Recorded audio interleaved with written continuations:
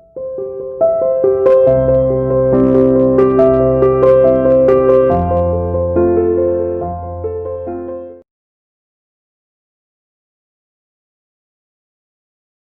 Students, welcome to CR international school online classes class 8 subject Hindi.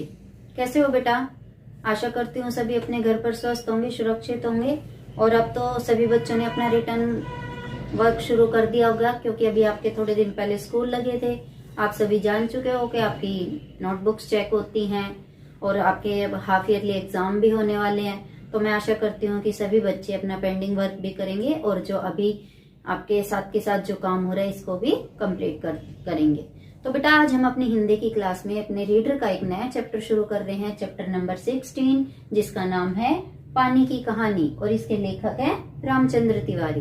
पानी की कहानी जो आपका चैप्टर है बेटा, इसमें पानी के बारे में सारा बताया हुआ है। पानी कैसे बना, पानी बनने के बाद उसका किस किस में प्रयोग होता है, वो पानी दूषित कैसे होता है, किस तरह से पानी जो है भाप बनता है, कैसे जो आपके साइंटिफिक रीजन होते हैं, पानी कैसे बनता है, बादल कैसे बनते हैं, ये सारा इस चैप्टर में दिया हुआ है। पानी के बारे में ही कि किस तरह से पानी बना और कब बना और कैसे बना, ये सारा इस चैप्टर में हम पढ़ेंगे। चलिए अब हम इस चैप्टर की रीडिंग लगाते हैं। देखो बेटा, रीडिंग शुरू हो रही है अभी इस चैप्टर की 16 पानी की कहानी। मैं आगे बढ़ा ही था कि बेर की झाड़ी पर से मोती सी एक बूंद मेरे हाथ पर आ पड़ी। मेरे आश्चर्य का ठिकाना न रहा। आश्चर्य मतलब हैरानी होती है। जब मैंने देखा कि ओस की बूंद मेरी कलाई पर से सरक कर हथेली पर आ गई, मेरी दृष्टि पड़ते ही वह ठहर गई।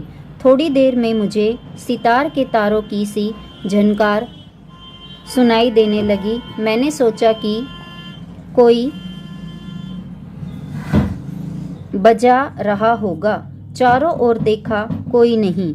फिर अनुभव हुआ कि यह स्वर मेरी हथेली से निकल रहा है। ध्यान से देखने पर मालूम हुआ कि बूंद के दो कण हो गए हैं और वे दोनों हिल हिल कर यह स्वर उत्पन्न कर रहे हैं, मानो बोल रहे हों। उसी सुरीली आवाज में मैंने सुना, सुनो सुनो। मैं चुप था। फिर आवाज आई, सुनो सुनो। अब मुझसे न रहा गया, मेरे मुख से निकल गया, कहो कहो। ओस की बूंद मानो प्रसन्नता से हिली और बोली, मैं ओस हूँ,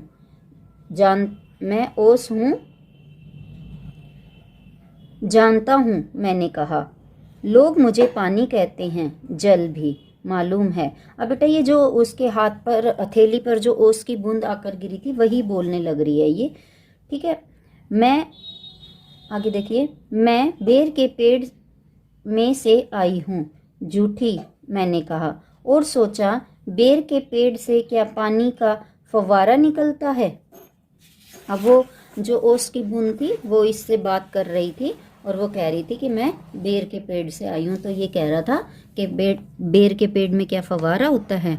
बूंद फिर हिली, मानो मेरे अविश्वास से उसे दुख हुआ हो। अब यहाँ पर इस लाइन का क्या मतलब है? जैसे उस ओस की बूंद ने कहा था ना कि मैं बेर के पेड़ से आई हूँ, तो इसने माना नहीं, ये जो लेखक थे इन्होंने माना नहीं, तो इनके अविश्वास से शायद उस ओस की बूंद को दुख हुआ। सुनो, मैं इस पेड़ के पास की भूमि में बहुत दिनों से इधर उधर घूम रही थी। मैं कणों का हृदय टटोलती फिरती थी कि एकाएक पकड़ी गई। कैसे? मैंने पूछा। अब वो बेटा ये जो ओस की बूंद है वो अपनी कहानी बता रही है, ठीक है। वह जो पेड़ तुम देखते हो न, वह ऊपर ही इतना बड़ा नहीं है, पृथ्वी में भी लगभग इतना ही बड़ा है। अब जिस पेड़ पे से ये बूंद उनकी हथेली पर आकर गिर गई थी, तो वो पेड़ जितना ऊपर है बेटा, आप सभी भी जानते हो, तो पेड़ की जड़ें भी, जितना पेड़ ऊपर होता है उतना ही उसकी जड़ें भी उतनी ही फैलती, यानी कि जड़ें नीचे की साइड जाती हैं और जो पृथ्वी के ऊपर का जो भाग होता है वो ऊपर की तरफ बढ़ता है, ठीक है। उसकी बड़ी जड़ें, छोटी जड़ें और जड़ों के रोए हैं, वे रोए बड़े निर्दयी होते हैं। मुझ जैसे असंख्य जल कणों के वे बलपूर्वक पृथ्वी में से खींच लेते हैं। कुछ को तो पेड़ एकदम खा जाते हैं और अधिकांश का सब कुछ छीनकर उन्हें बाहर निकाल देते हैं। अब वो जो बूंद थी वो उस लेखक को समझा रही थी कि जो पेड़ होते हैं, पेड़ बेटा पानी से ही तो पोषित होते हैं, पनपते हैं, तो पानी को पेड़ लेते हैं। तो वो कह रही थी कि पेड़ हमें खींच लेते हैं और हमें नष्ट कर देते हैं, और किसी किसी का तो पानी में से जो मिनरल्स, खनिज लवण वगैरह जो भी होते हैं, उनके चीज़ें जो अच्छी चीज़ें होती हैं उनको सोख कर उनको फेंक देते हैं। क्रोध और घृणा से उसका शरीर काँप रहा था। किसका शरीर काँप रहा था बेटा? ओस का। तुम क्या समझते हो कि वे इतने बड़े यूं ही खड़े हैं? उन्हें इतना बड़ा बनाने के लिए मेरे असंख्य बंधुओं ने मेरे प्राण नाश किए हैं। मैं बस ध्यान से उसकी कहानी सुन रहा था। यहाँ पर बस है बेटा कि अब यहाँ पर क्या है कि लेखक कह रहे हैं कि वो बोलने जा रही थी, अपनी कहानी बताई जा रही थी उसकी बूंद, और मैं सिर्फ ध्यान से उसकी कहानी को सुन रहा था। हाँ, तो मैं भूमि के खनिजों को अपने शरीर में घुलाकर आनंद से फिर रही थी कि दुर्भाग्यवश एक रोए से मेरा शरीर छू गया। अब वो ये कह रही थी, ये उसकी बूंद कह रही थी, ये बड़े बड़े पेड़ है, ये अपने आप ही थोड़ी न हो जाते हैं कि वो हमारा जीवन लेकर खुद के जीवन को बनाते हैं। यानी कि पानी से ही पेड़ों का मतलब ऊर्जा मिलती है, पेड़ों को वो पानी के द्वारा भोजन बना पाते हैं। तो वो ये बूंद ये बोल रही थी कि हमारी वजह से ही पेड़ जो है बढ़ते हैं। मैं कांपी, दूर भागने का प्रयत्न किया, परंतु वे पकड़कर छोड़ना नहीं जानते। मैं रोए में खींच ली गई। फिर क्या हुआ? मैंने पूछा। मेरी उत्सुकता बढ़ चली थी। मैं एक कोठरी में बंद कर दी गई। थोड़ी देर बाद में ऐसा जान पड़ा कि कोई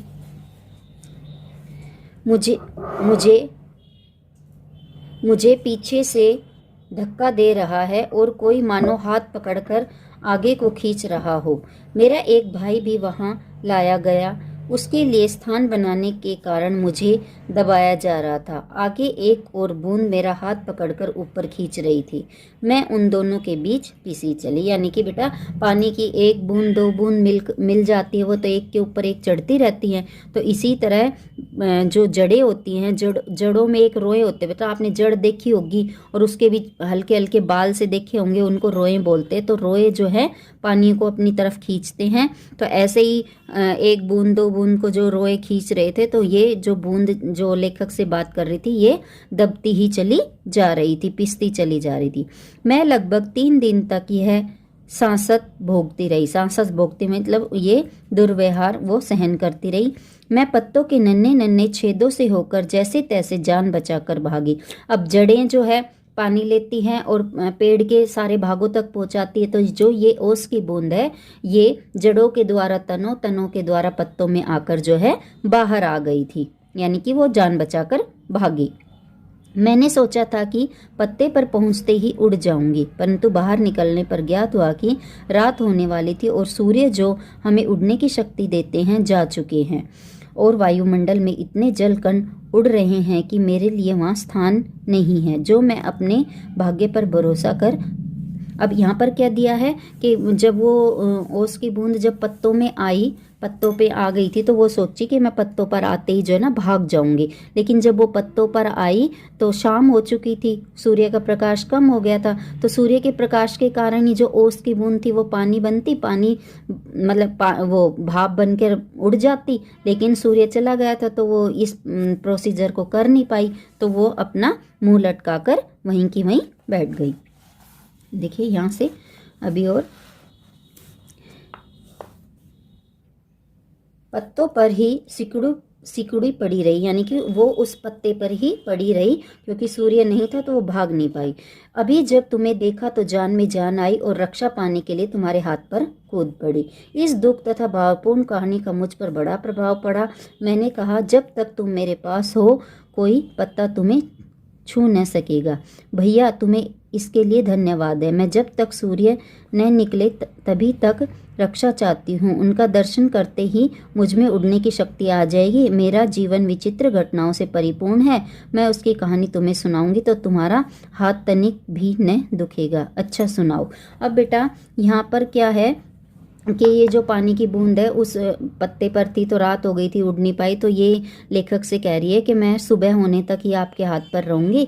जब सुबह हो जाएगी तो सूर्य देवता आ जाएंगे और सूर्य के प्रकाश के कारण जो है मैं भाप बनकर उड़ जाऊंगी। और इस तरह मैं आपको एक और कहानी सुनाऊंगी तो आपकी मेरे कारण आपका हाथ भी जो है बिल्कुल भी नहीं दुखेगा। अब ये जो ओस की बूंद है, लेखक को एक और कहानी सुनाने जा रही है, वो मैं आपको आपकी अगली क्लास में पढ़ाऊंगी।